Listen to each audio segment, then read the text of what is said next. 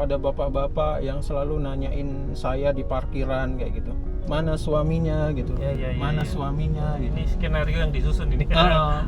Terus saya penasaran, ya sedikit cemburu kayak gitu gitulah. Kok ada cowok nanya-nanya ngapain kan, nggak penting. Apa urusannya ya? Apa kan urusannya gitu. Saya penasaran. Pada saat itu saya paksa mas saya ikut kajian itu, kok ya pas temanya tuh majlep gitu ke saya. Terus akhirnya diajak, mana sih bapaknya gitu saya. Nggak kelihatan, nggak datang apa, nggak ada nih.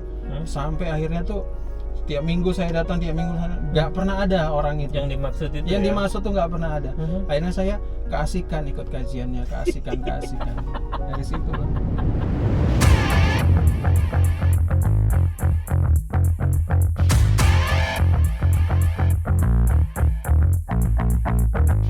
Assalamualaikum warahmatullahi wabarakatuh. Selamat berjumpa kembali dengan para pemirsa channel YouTube Pecah Telur. Ini kita masih putar-putar di area Kediri.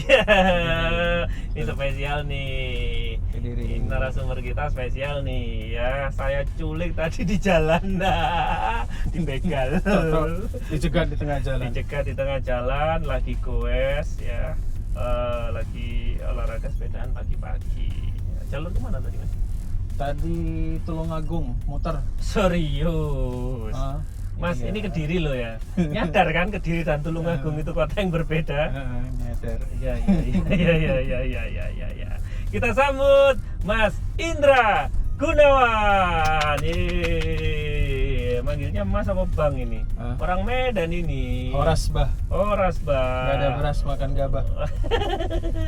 Saya masuk ke Jawa dari tahun Jawa tahun 99 pas 99. Pas aku mau kuliah itu di Malang. Oh, habis krisis tuh. Oh, 98 krisis kan. Duit banyak dong itu berarti habis krisis masih bisa kuliah. Kayaknya enak hidupnya kayaknya. Mana pernah susah modelnya kayak gini dulu. Aduh, gitulah. Kuliah di Malang. Malang Brawijaya. Universitas Brawijaya, satu alma mater kita kayaknya ya. Oke. Jadi yang dari Brawijaya juga boleh komen ya di kolom komentar. Jurusan apa, Bang? Nggak enak ditanya jurusan. Nggak prosedur aja sih sebenarnya ini.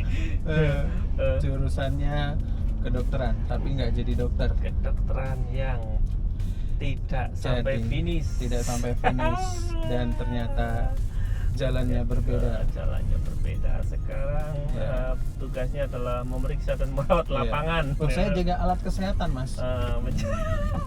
Iya.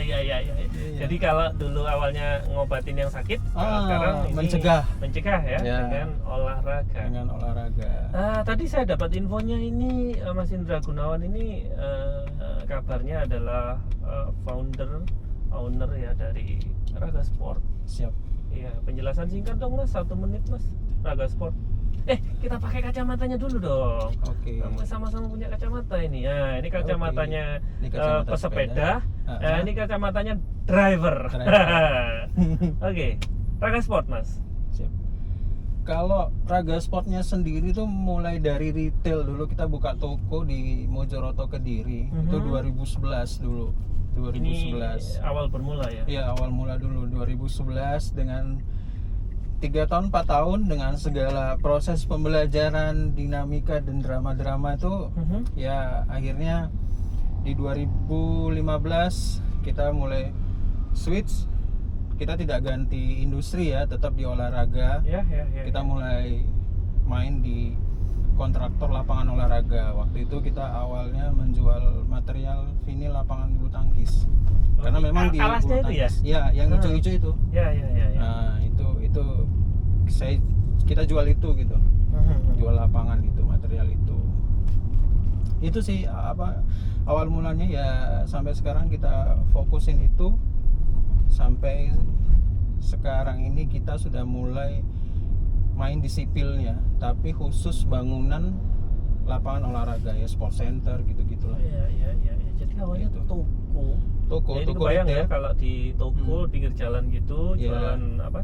Raket, sepatu, jersey, jersey, aksesoris gitulah. Yang kemudian bertransformasi penyediaan lapangan olahraga dan kemudian sekarang berkembang begitu pesat ya, menjadi kontraktor juga untuk lapangan olahraga. Alhamdulillah ya. Kalau digambarkan dalam skala Bang, ini kalau di skalanya saat ini seperti apa sih Raga Sport itu? Ya. Segede apa sih gitu? Segede apa? Alhamdulillah kita udah mulai ngerjain tuh mulai dari Aceh sampai Papua ya. Kemarin ada beberapa venue event besar resmi nasional itu PON kemarin. Terus ada juga kita subkon dari venue di Asian Games kemarin itu juga ada beberapa material vinilnya. Karyanya Raga Sport. Ada kita masuk itu di volley sama di ini.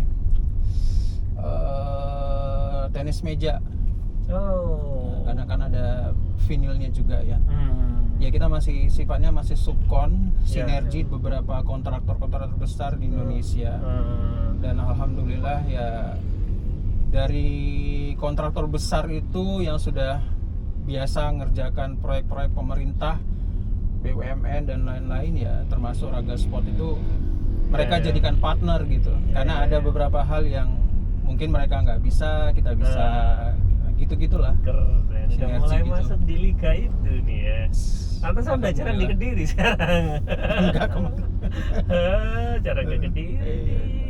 Ya urusan besar diputuskan di sana, Mas. Oh iya. Iya. Dari Aceh sampai Papua. Ya. Alhamdulillah. Dan dari daerah loh ini, dari Kediri ya. Kediri ini, Mas. Seberapa banyak sih seperti Raga Sport ini di daerah lain? Kebanyakan di Jakarta ya. Jadi riset kita sendiri sih udah riset ya untuk kompetitor tuh kita udah riset gitu.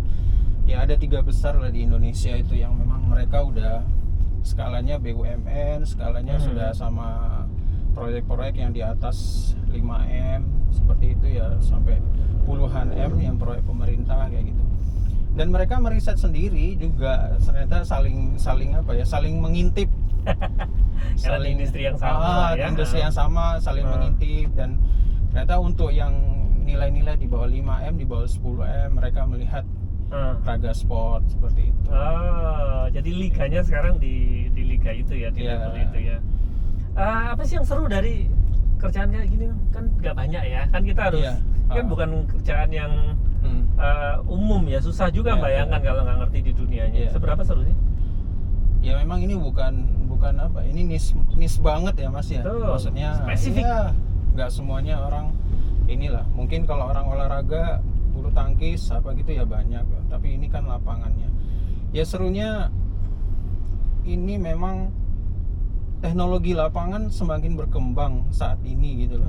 Jadi mulai dari standar internasional, teknologi, material spesifikasi itu terus berkembang gitu. Karena serunya di situ. Kita ada beberapa cabang olahraga di dunia itu yang 1 tahun terakhir ini baru masuk di Indonesia gitu, dan kita harus belajar lagi ini apa nih gitu loh, ini apa nih gitu.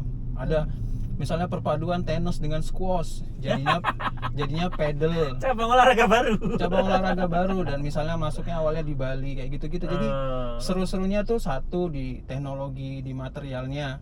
Yang kedua ada beberapa cabang olahraga tuh yang di luar ada, di Indonesia belum ada dan baru masuk, dan kita harus pelajari, dan itu masuk juga ke sales gitu. Bisa nggak buat ini gitu.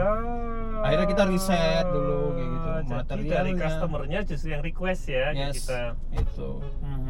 Kalau yang basic ya kayak bulu tangkis, futsal, basket udah biasa lah banyak. Tapi ada beberapa cabang olahraga baru dan kita harus ngikutin gitu.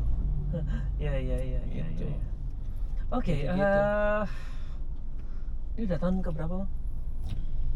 Kalau di kontraktornya ini udah 3 tahun masuk 3 tahun ketiga ya, 2023 Mas. Kita juga punya blueprint kan perusahaan, jadi memang kita fokus banget. Kontraktor olahraga ini nggak hanya sekedar ya kontraktor aja gitu, tapi alhamdulillah kita juga sedang mendevelop satu platform atau apps untuk memudahkan orang sewa lapangan, tiketing sampai udah gitu. ya sedang di develop di Keren Jakarta. juga ya. Ini Jadi orang daerah maju juga pemikirannya.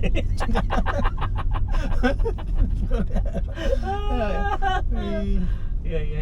Belajar dari mana sih bang gitu bang? Hah? Belajar dari mana? Belajar dari kehidupan. Dari kehidupan. Langsung diulti jawabannya.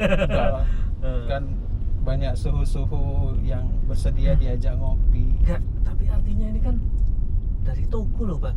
Kebayangkan kayak bayangkan satu lapak toko di pasar gitu aja kan? Iya. Awalnya. Dan dulu belum ada marketplace dengan sebegini rame kayak sekarang. Betul. Jadi ya masih sangat konvensional banget gitu. Ya nungguin orang lewat kan? Nunggu orang lewat ya, nunggu orang datang. Paling awal-awal dulu Facebook ya gitu-gitulah. Standar banget, basic banget gitu loh. Apa sih momen yang jadi pengubah?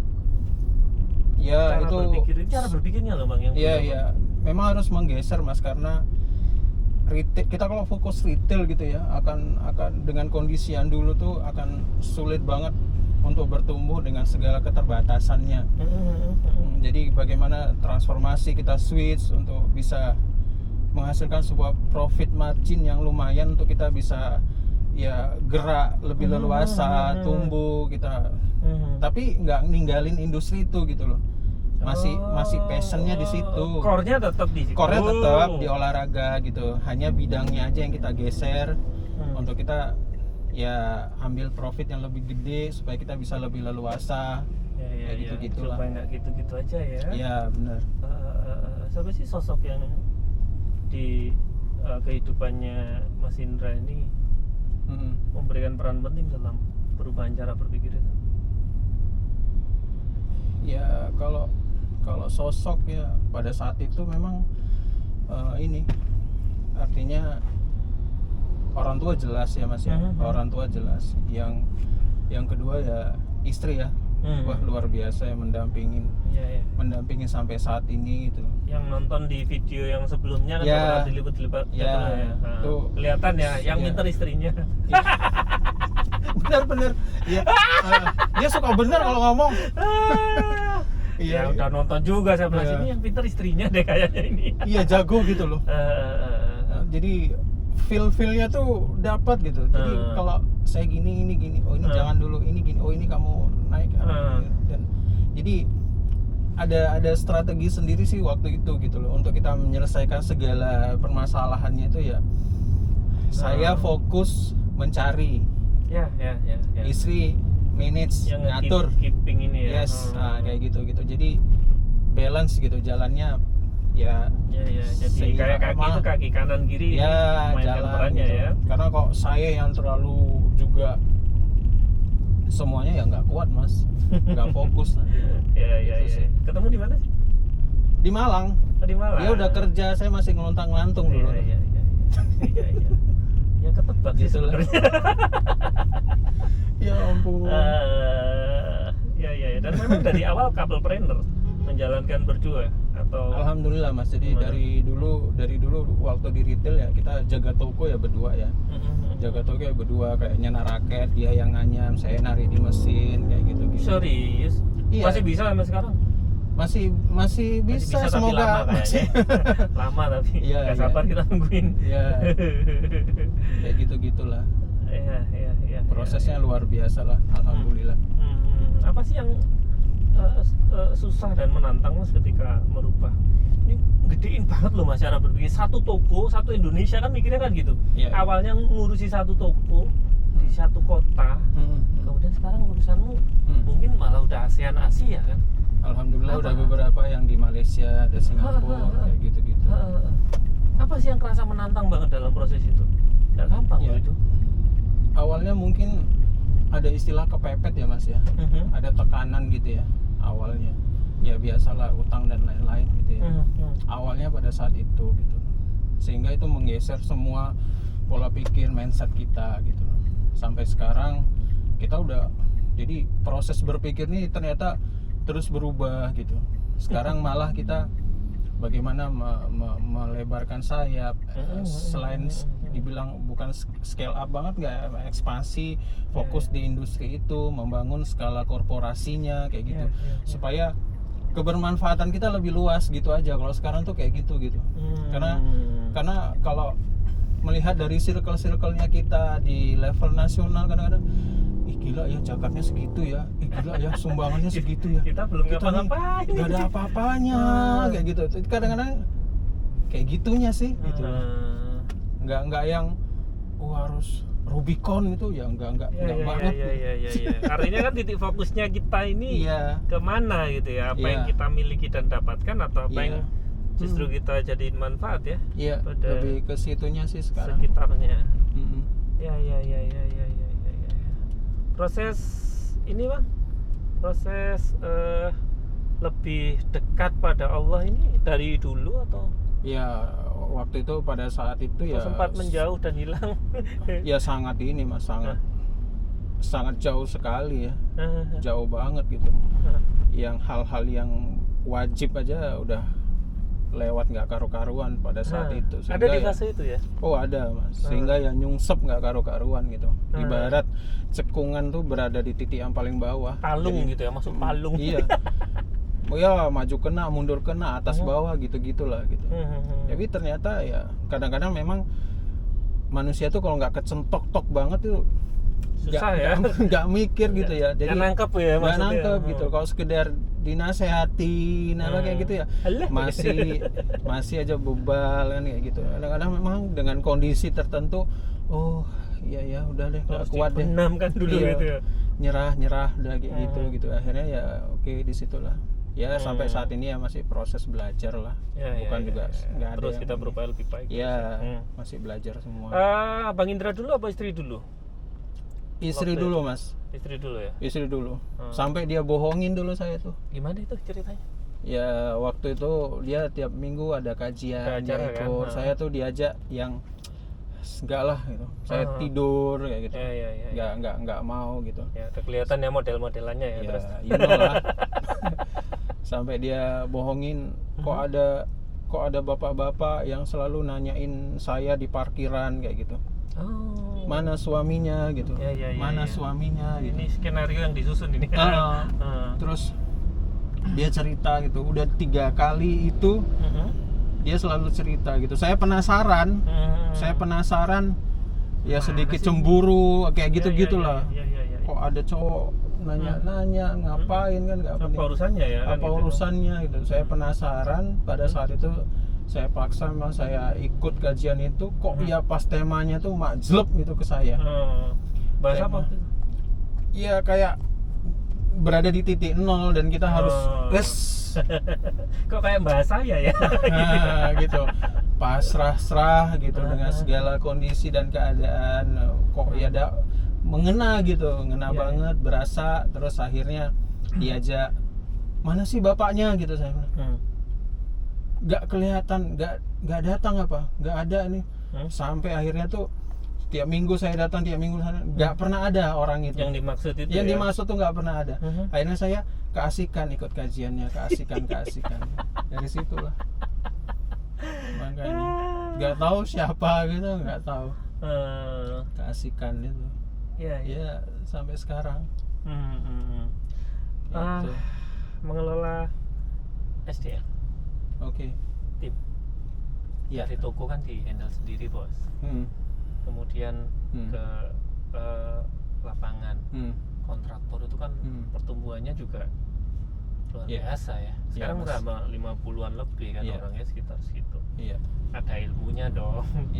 Terus ada seru-seru dan drama-dramanya juga. Pasti. Boleh cerita dong? Namanya ngurus manusia ya Mas ya.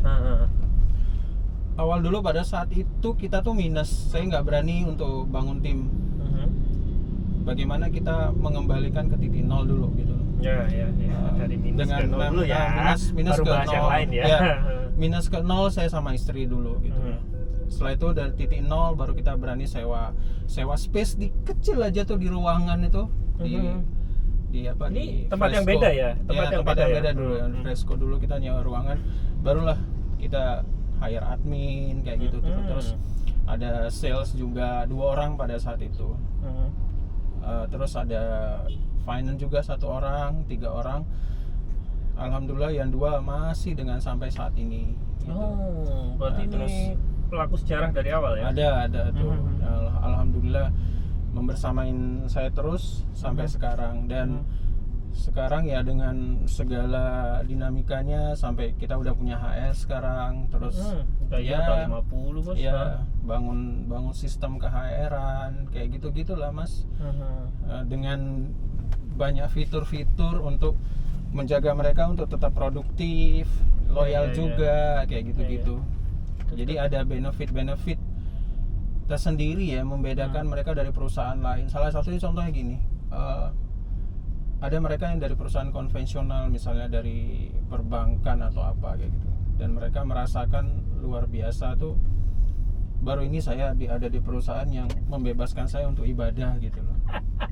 Jadi ya ada proses-proses itu yang gitu. Padahal mereka di 1 tahun terakhir ini kan saya fokus untuk mencari talent Mas, profesional. Jadi bukan sekedar hire biasa. Jadi ya namanya pro kan mereka mantan perusahaan multinasional, ada yang dari Indofood Group, Orang Tua Group, pengamanan sales di perbankan dan lain-lain. Jadi ya ada value-value itu yang mereka lihat, iya gitu. Malah saya lihat itu apresiat dengan itu ya.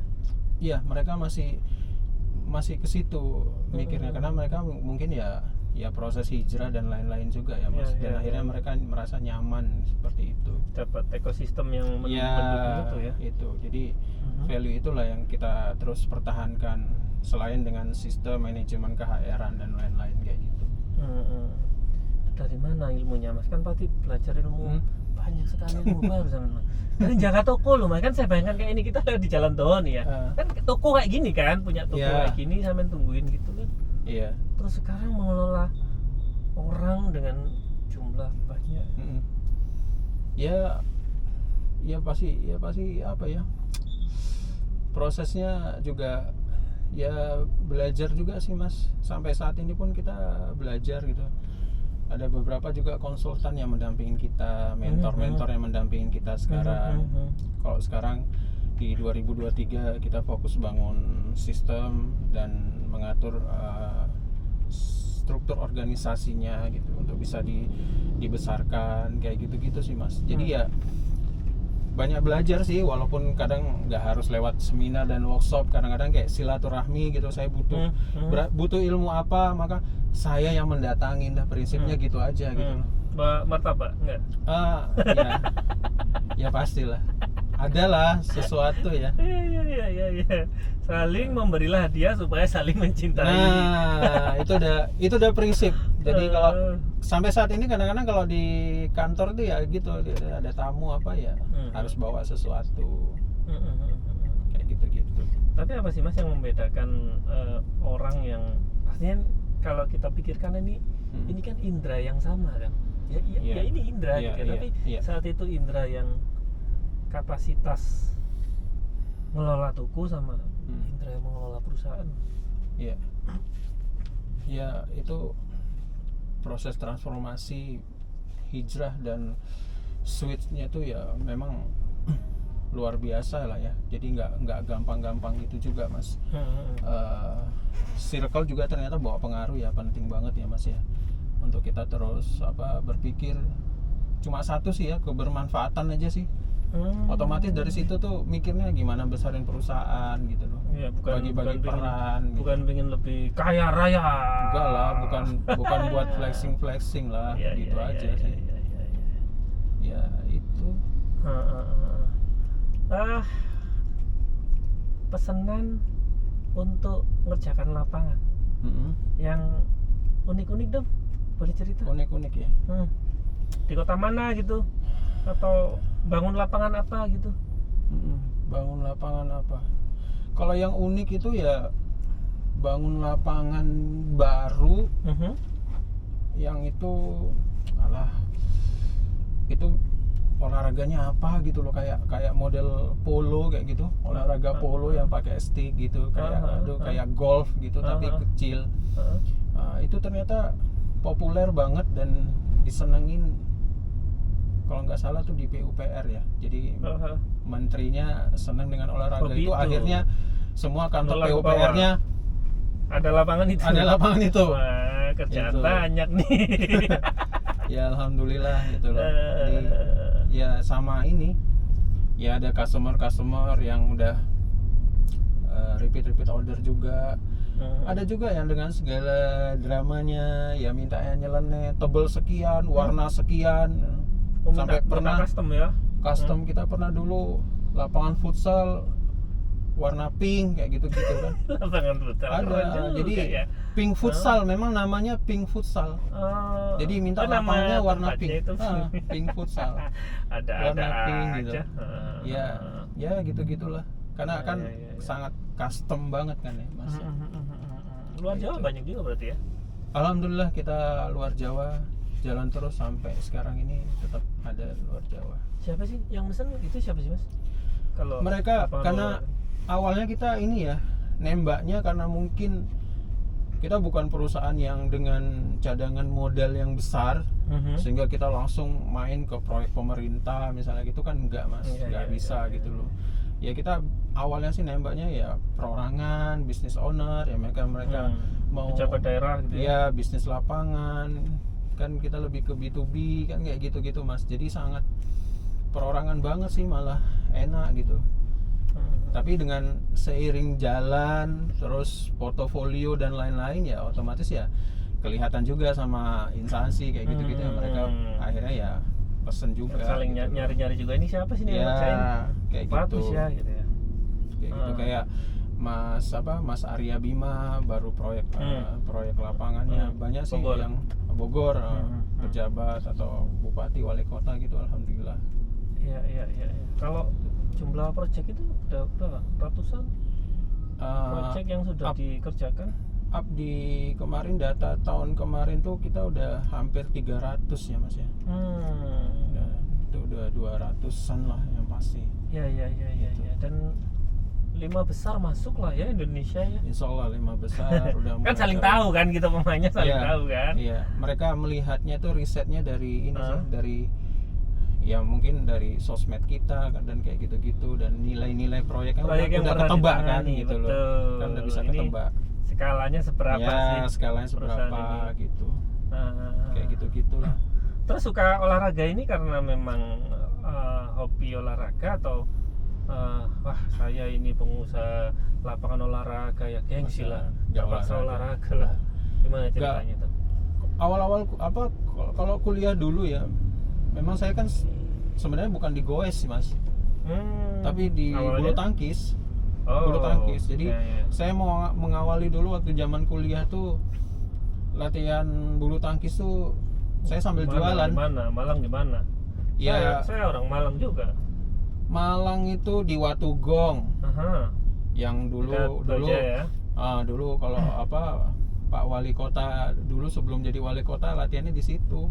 Sebenarnya udah kenal, udah bareng-bareng. Ya kan di UIN dulu ya? Iya, Watugong. Banyak lah balai desa dulu di Malang kan rata-rata punya gedung bulu tangkis semua.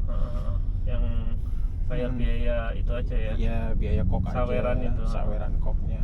Itu awalnya ya itu tas saya tuh gede banget. 3 sap gitu. Raket, sepatu sama tas untuk baju gitu. Isinya tuh jualan, Mas. Oh, dibawa, dipajang juga di sana. Iya, sambil jualan.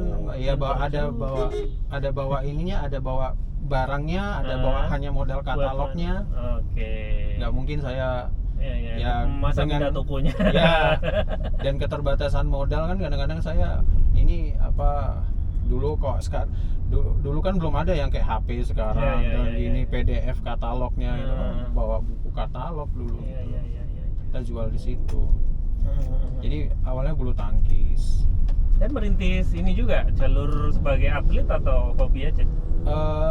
Hobi aja sih Mas, tapi sempat juga ikut-ikut klub kayak gitu-gitu. Di Malang juga ya sambil bantu-bantu ngelatih dulu tuh supaya ya nambah-nambah uang saku lah gitu loh.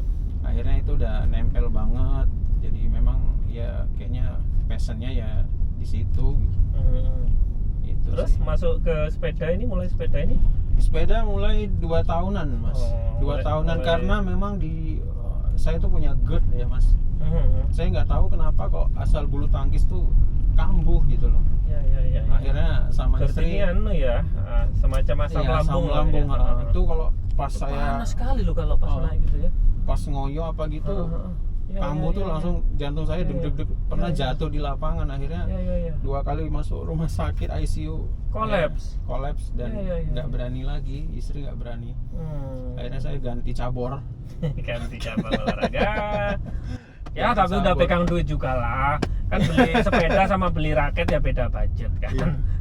Ternyata mahalan sepeda. Enak di bulu tangkis. Ini 2 tahun terakhir. Iya 2 tahun terakhir. Kita ketemu itu kan juga sama sepedaan kan waktu itu di Malang. Kita ketemu di Jalan Ijen. Itu pertama kalinya kan kita ketemuan tuh. Ketemuan ya, sampai mecel ya. Iya. Bawa rezeki juga loh, saya dikasih rekomendasi kerjaan waktu itu ke Kaji Teddy kan. Iya. Kita berteman juga sampai sekarang.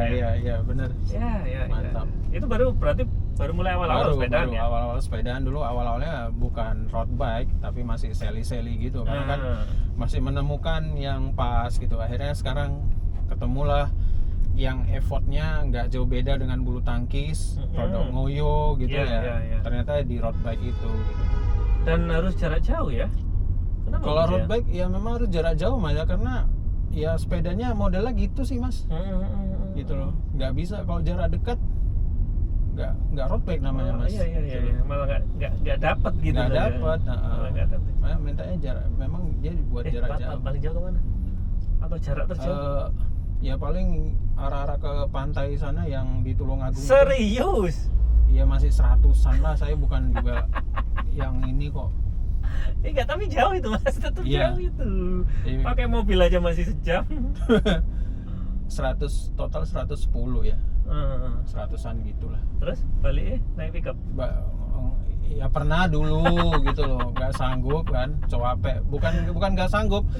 Setelah makan sate di Tulungagung kekenyangan, jadi udah males. Akhirnya loading.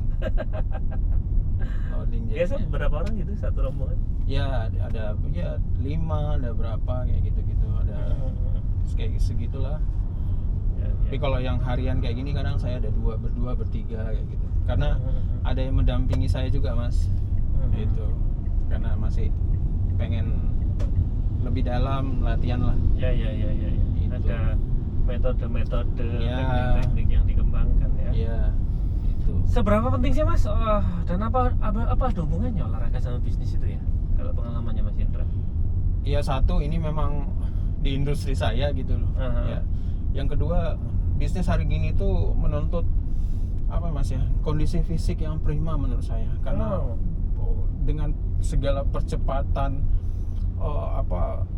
pergerakan bisnis dan lain-lain tuh, wah menuntut kita kadang-kadang kalau kita nggak olahraga kayaknya energi kita tuh malah capek di situ. Hormonnya nggak kepicu ya, kalau dari olahraga kan maksa hormon itu muncul. Karena kan ya bisnis itu kan maraton ya Mas ya, bukan sprint ya. Jadi menuntut kondisi kita harus determinasinya. Prima terus kayak gitu-gitu. Ya lebih ke situ sih, karena fokusnya gimana itu nanti bisnis jadi legacy kayak gitu-gitu kan. Ya kita harus bisa sustain, bertahan, menjaga performa kayak gitu-gitu Mas. Iya. Berbicara mengenai spirituality in a company. Yes. Ya. Itu bagaimana seorang Indra Gunawan ini meraciknya dalam payung perusahaan Raga Sport ini. Memang kalau culture yang kita bangun di perusahaan tuh memang sampai ada yang bilang tuh gini, ini perusahaan kontraktor apa traveler umroh ya gitu loh. Jadi apa? Haji ya. Lah ya. Karena istri itu sudah men-setting misalnya ibu-ibunya atau putrinya atau akhwatnya lah bahasanya kayak gitu udah yang syar'i kayak itu mewajibkan. Nah, istri men-setting kayak gitu. Jadi kalau ada orang kantor, ini perusahaan kontraktor apa travel umroh kayak gitu-gitu. Memang fitur-fitur yang kita bangun terkait dengan culture itu memang sangat kental menguatkan ke situ Mas. Karena kayaknya bullshit banget ya kalau kita tanpa ada pertolongan jarum langit kita susah. Makanya saya bilang kalau ada masalah di bisnis prosesmu, saya bilang, berarti ada maksiat di dalamnya, saya bilang kayak gitu. Maka lebih ke reminder diri kita sendiri. Mungkin sholatmu yang ketinggalan, saya selalu sampaikan sama tukang gitu. Kesulitan-kesulitan di proyek di lapangan, mungkin ada hal-hal wajib-wajib yang kamu tinggal, lalai dan lain-lain kayak gitu-gitu. Ya akhirnya reminder, jadi rutin ya Mas, kita misalnya halakoh di operator, tahsin, belajar ngaji kayak gitu. Walaupun ternyata dari mereka ada yang memang nggak bisa kayak gitu, tapi mereka appreciate untuk terus belajar kayak gitu, sehingga kayak gitu-gitu rasa nyaman dari mereka tuh, ya Allah saya ternyata di sini tadinya nggak bisa ngaji, sekarang saya udah bisa belajar ngaji kayak gitu-gitu, dan difasilitasi dari kantor. Jadi ya dari gitu-gitu. Paket komplit malahan ya sebenarnya. Nah itu. Karena kita spending waktu kan banyak sekali di dunia kerja itu. Iya Mas. Ya? Iya. Seminim-minimnya misal kita ngomong 8 jam kerja itu kan berarti sepertiga waktu kita sehari kan di tempat kerja. Iya. Bayangin kalau itu nggak inline dengan. Iya. Menarik. Iya. Ya kayak gitu-gitu. Tapi kan nggak mudah tuh Mas. Maksudnya kan ya sebagian kan boleh dibilang kerjaan-kerjaan yang arah-arahnya kerjaan-kerjaan fisik, kerjaan-kerjaan kasar yang kadang nggak mudah kan, misalnya. Nggak mudah Mas. Ya mudah. Baju lagi kotor, pas nggak suci, terus kemudian sholat duhur, harus berhenti dan sebagainya. Gimana Mas mengakomodasi itu? Ya kita coba terus apa ya? Kita ada kelompok kayak apa ya, kayak liko atau halakoh yang memang ternyata nggak bisa dipukul rata Mas. Di level operator ada sendiri secara basic banget apa sih yang dibutuhkan. Nanti yang di level officer yang dengan segala ilmu, kapasitas, beda lagi materinya gitu loh. Jadi penyesuaian itu yang kita lakukan sehingga mereka tuh, oh iya saya start dari sini, saya melakukan ini gitu. Hal-hal yang sangat basic kayak gitu-gitu, oh iya gitu. Tapi kalau yang sudah di officer udah beda lagi materinya, sehingga tetap apa ya, tetap nyambung gitu ya. Udah ya kayak gitu-gitu penyesuaian. Kita nggak bisa pukul rata semua materi sama, padahal mereka mungkin belum paham di yang sangat-sangat mendasar kayak gitu-gitu kan, malah nanti akhirnya mereka nggak nyaman gitu. Ya timbuli rasa nyaman dulu deh gitu aja, sehingga mereka mau belajar. Keren ini ya. Itu intinya kan menempatkan ini sesuai dengan konteksnya gitu ya. Jadi orang juga bisa toh pada akhirnya orang bisa mencerna kok Mas, orang bisa merasakan bahwa loh ini baik bagi saya kan, good for me gitu. Rencana atau cita-cita besar ke depan Mas, karena menurut saya ya, kalau saya Raga seperti ini masih baru mulai loh Mas, menurut saya ya. Untuk sesuatu yang jauh lebih besar itu kapasitasnya sangat memungkinkan. Mau kemana sih Mas ya? Jadi saat ini kita juga didampingi sama konsultan korporasi ya Mas ya, untuk menata semua organisasi kita, bangun sistem dan lain-lain. Harapannya sama konsultan di Jakarta juga kita sedang mau proses rebranding sekarang Mas gitu loh, sehingga nanti bisa jadi Mas Faisal akan menemukan raket dengan logo R milik Raga Sport gitu. Jadi sepil nih ya sepatu kayak gitu-gitu, dan kita lagi sedang menyusun ke arah sana, sehingga kita memang industri olahraga ini kan industri global sebenarnya Mas. Eman-eman kalau kita hanya sekedar brand-brand besar juga lahir kan, brand-brand seperti itu, padahal mungkin seperti contoh brand-brand besar itu kan hanya punya brand aja ya Mas ya. Mereka pabriknya produksi juga. Partnership gitu. Nah mungkin kita sedang menata organisasi itu untuk siap ke arah sana Mas gitu loh. Karena ada beberapa partner seperti di Asia juga, kita udah ada partner kayak gitu, pabrik-pabrik di Cina kita juga udah ada partner kayak gitu, dan mereka support gitu, sehingga ya saya harus menyiapkan fundamentalnya, disiapin, organisasinya dikuatin, dan kita sudah ada direkturnya juga di beberapa divisi gitu yang memang ya saya nggak terlalu teknis lagi, saya lebih banyak ke networking aja keluar tuh. Apa yang mereka butuhkan saya support kayak gitu. Kalau di teknis juga ntar malah nambah ribet juga. Iya Mas, kalau di teknis nanti kita udah kecapean situ akhirnya nggak mikir untuk pengembangan dan lain-lain Mas. Iya udah bagi peranannya. Udah ada rencana representatif juga kan di Jakarta kan? Iya insya Allah. Mau kan? Iya kita udah sewa di Menara 165 sih. Oh. Ya space gitu aja kan biasa kan ya. Supaya ada titik hubnya itu. Iya memang mau nggak mau industri kita kok kontraktor memang harus ada kantor representatif di Jakarta Mas. Itu kalau ya operate-nya semua dari Kediri lah. Ya pinter ya nyari duitnya di sono ya. Belanjanya buat makan pecel di sini wah masih pada kembalian banyak itu, masih tambah tumpang tambah peyek masih banyak kembaliannya itu. Ya. Proyek yang paling diinget gitu? Proyek pertama saya Mas ya yang paling diingat ya proyek pertama saya yang memang. Gimana itu? Itu di Tasikmalaya, itu masih ke desa-desa kita. Itu dan saya lapangan futsal dan bulu tangkis. Jadi itu masih saya berdua sama istri dan kita harus romantis sekali. Iya, jadi dan ekonomis. Iya, budgetnya untuk gokar, untuk nyewa rental mobil nggak ada. Jadi kita gojeknya pesen 2, satu dia satu saya kayak gitu. Gojek bisa motor. Iya, kayak gitu. Jadi ya disitulah dan saya harus bermalam di gudangnya itu, gitu, bermalam di gudangnya itu untuk nungguin bosnya. Ya kayak gitu-gitulah karena proyek pertama saya masih harus nungguin kayak gitu-gitulah. Berapa lama itu berarti? Saya sering bolak-balik atau waktu itu stay untuk install sampai beres? Karena saya lebih fokus ke sales ya, jadi saya yang banyak keluar saat itu untuk proses penjualannya, jadi survei dan lain-lain.